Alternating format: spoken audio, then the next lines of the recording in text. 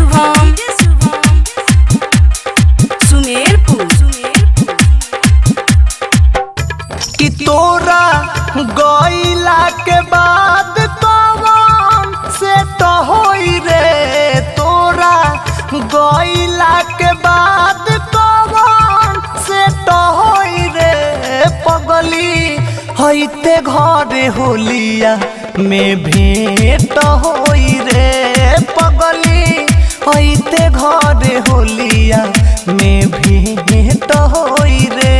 संगवा खेले खातिर मनवा गवाही देत होई रे, संगवा खेले खातिर मनवा गवाही देत होई रे पगली, ओइते घरे होलिया में भेंट होई रे पगली, ओइते घरे होलिया में भेंट होई रे।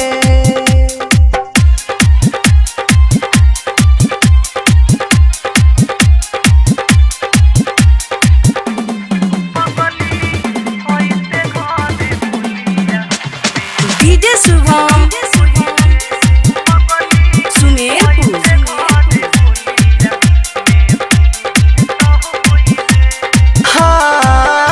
हर साल डलले रंगवा रहले कुमारे, हे साल रंगइबे अपना सैया के दुआरे।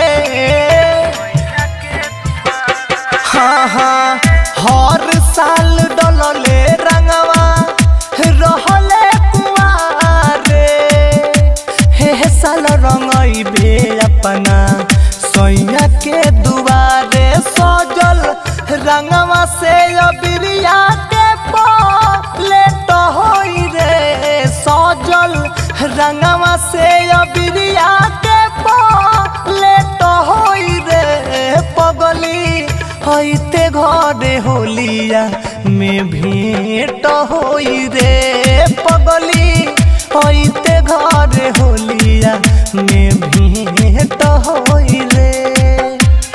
Smart recording studio Mairwa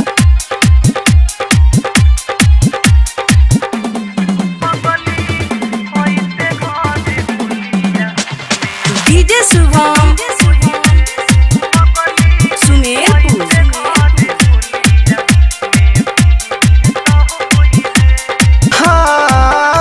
Phagua में अगुआ पवन कैल सविदाई, धर्मेंद्र देहाती से गलिया लेबे का रंगाई।